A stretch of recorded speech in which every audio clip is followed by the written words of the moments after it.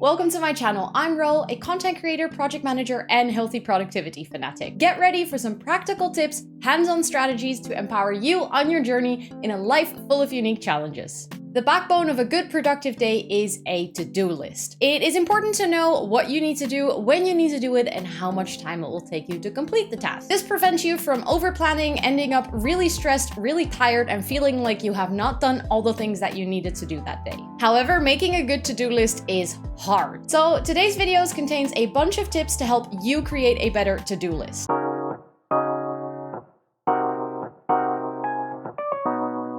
It's a list of 10 tips, and that sounds planned, but it actually turned out to be a total coincidence when I started writing the script for this video. And make sure to stick to the end of the video because the last tip might be simple, but is an absolute game changer. Tip number 1 would be to write down non-negotiable things first. If there is something that you cannot move because it's a meeting that someone else planned and they decided how long they want to take for it, or if it contains a deadline of something that you need to do because there is no other moment that you can do it, start with writing those things down first. 1, this will give you a good overview of how much you have planned for that day already that you cannot move around. Over-planning yourself is really easy if you don't write those things first. If your to-do list is already completely filled with non-negotiable, mandatory tasks, don't add any more. That's my basic rule. Always start with that because it will lead you to feel more in control of your to-do list and less overwhelmed at the end of the day because you wanted to do a million things, but all the mandatory things got in the way. This prevents you from over-promising your time and feeling disappointed in yourself at the end of the day. Tip number 2 would be to make your to-dos as small as possible. Instead of write down reading a book, which is a massive task, which probably is a book of multiple chapters, how will you know when you're done? Make them as small and as specific as possible. Write down which chapter you want to read on what day, and I'm just using the book as an example here, but this goes for any task. The smaller that you can make it, the more comprehensible it will be for your brain to 1, start the task and 2, complete it. And we all know that ticking off a checkbox will give you that small hit of dopamine that will hopefully keep you motivated to do the next task on your to-do list. Tip number 3 actually kind of ties into the previous task, and that is time box. Agree with yourself how long you want to work on a task. And that agreement kind of consists of 2 components. 1 being how much time a task actually takes. And it is sometimes really hard to estimate that. That's completely fine. You will get better at estimating how long a task takes. It is completely fine if you're just starting with productivity and you feel completely overwhelmed and you don't know how much time to take for a task. The first time you do a task of a certain type, so let's say you're writing something, time box yourself or literally put a timer and see how long it takes you to complete that task. Write it down somewhere and you'll eventually get better at kind of estimating how long something will take you. But that's only the first compartment. The second one is how much time you want to spend on it. Because obviously you might want to say that you will need 3 hours to finish reading a chapter, but if you on that day can only commit 1, time box yourself to 1. Maybe make an agreement with yourself that you can make it 1.5 and do what you can do. Don't expect yourself to finish something when you already know ahead of time that you might not have the time to do it that day. Kind of always take those 2 compartments into your mindset when planning your tasks. How much time does something take and how much time are you willing to commit to that task? And that sometimes means making choices, that means making compromises on your to-do list. And in a lot of cases of busy bees like me, it means that you get confronted with the fact that you want to do too much at the same time. Tip number 4 might sound really obvious, but find a consistent place to write down your to-dos. Don't write 1/2 on a piece of paper, 1/2 on a post-it that is on your screen, and the last 2 maybe just leave them as like emails in your mailbox that you need to remember to do something about, but they're in your mailbox, right? So you won't forget to do them. Well, surprise, you might. And also if your to-do list is not in a consistent place, it is actually really easy to fall out of the habit of putting things on your to-do list when they come up during the day. Because you'll try to remember to write them down later on one of your many pieces of paper. So find a consistent place and make sure that that place is available to you at any given time so that whenever a brand new to-do presents itself, you get to add it to that single place. You can either pick a digital space. I am a massive fan of Todoist, but you can also totally use a paper space. This does require you, however, to most of the time carry around your notebook. But if that's something that you like, if you prefer analog over digital, then I fully understand. That choice is all up to you, but find a place that is comfortable for you and try to stay as consistent as possible with making your to-dos all in one place. Tip Tip number 5 is for all the neurospicy people out there, or at least that's how I figured it out, but it is definitely applicable for basically anyone. And that is when you struggle to prioritize your tasks because none of them have an immediate deadline. I know this also goes for people that are self-employed or studying. A lot of the time when you're like in a semester or you have control over your own workload, there is no immediate deadline. There might not be a client knocking at your door. Your boss might not be standing in your office requesting you to finish something on time. So you're basically in control of wrapping up your own work in time, which can make it really hard to make a to-do list because there is no priority. Everything could be done tomorrow as well. So what I would like to do with this is I call them dopamine deadlines. Basically make an agreement with myself, and that yes, that does require some self-discipline, is that once I finish a task, I am allowed to do something. I am allowed to eat a nice lunch.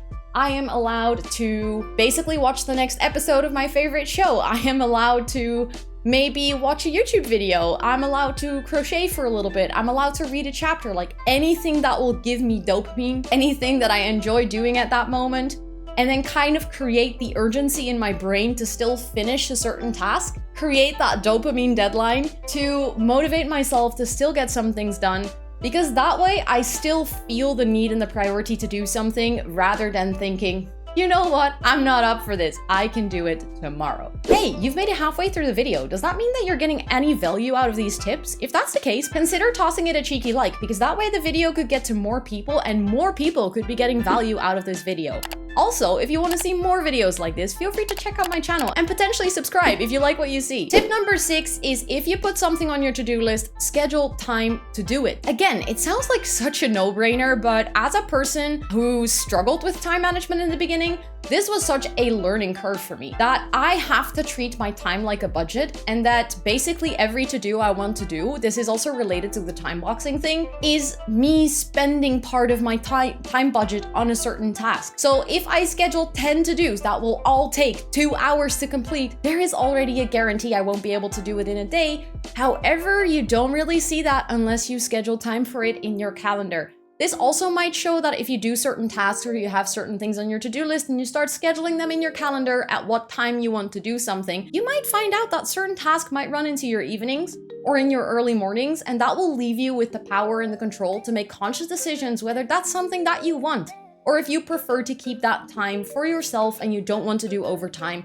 Whether that comes to studying, a job, your own business, doesn't really matter as long as you are in control of what your time is going to. And I feel like making good to-do lists gives you a really, really big part of that control back. And if you are interested in a video specifically about time blocking, feel free to let me know in the comments down below. I could totally make a video about that too. Tip number 7 kind of links back to the previous one about time boxing and putting things in your calendar. And that is, someone once said to me, treat an appointment with yourself like you would treat an appointment with anyone else. And this blew my mind, because I was the person that would constantly self-compromise to meet other people's needs. If someone asked me, hey, would you have time to quickly pick this up for me?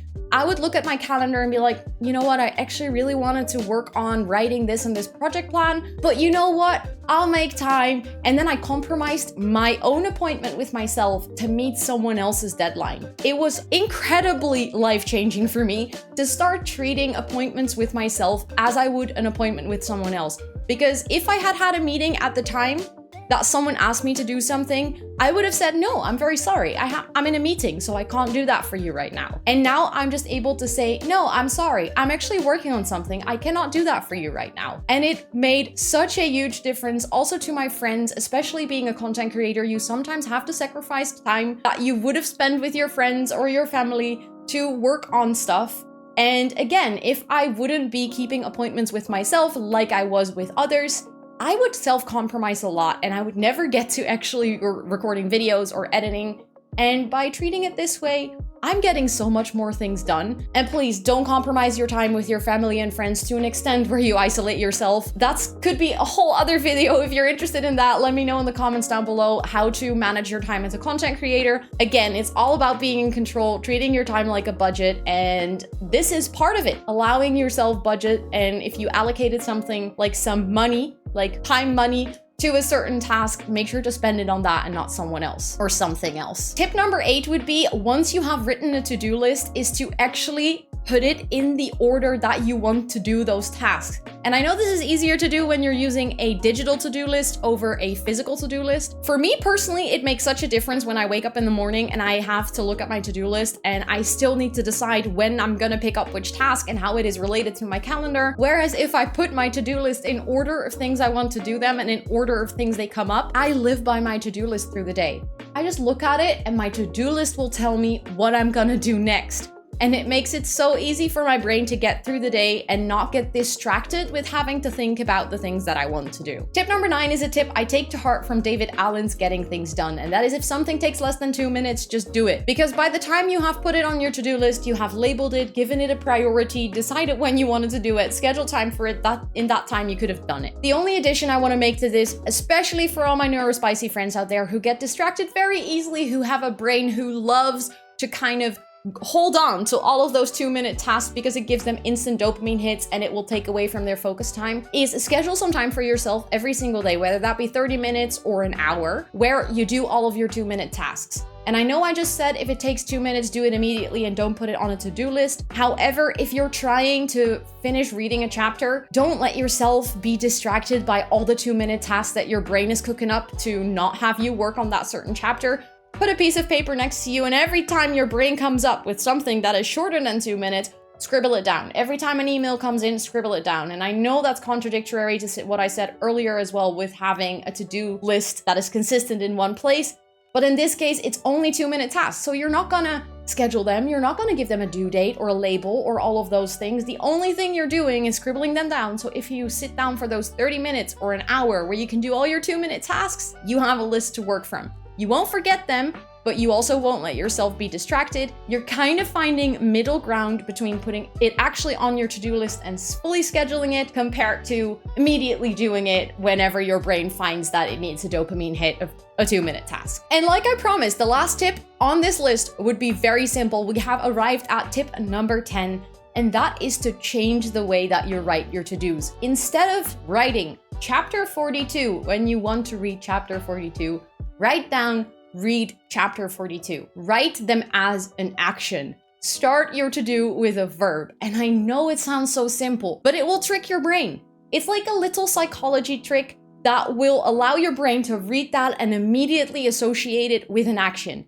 Immediately know what type of action or what type of thing or activity is related to that to-do, which makes it a ton easier to do it. It actually comes from agile methodology to put everything as an active, in like an active form on your backlog. And I implemented it on my personal to-do list and it made such a massive difference. So I highly recommend you start doing that too, because it's one of the easiest changes that you can make through your to-do list system, and it can make such a massive difference. I'm very curious to hear if you have any other tips on making a good to-do list, and also which of the tips on this list shocked you the most. Let me know in the comments down below, and while you're on your way down there, you might as well toss a cheeky like to the video because it does genuinely help out the channel and it does genuinely help out my efforts here on YouTube. Also, if you want to see more productivity content, feel free to hit that subscribe button and notification bell so you don't miss any of my future videos, and also feel free to check out my last video that was fully about my entire productivity system if you are interested in that. And with all of that being said, thank you so much for watching, and I will see you on the next one. Bye, everyone!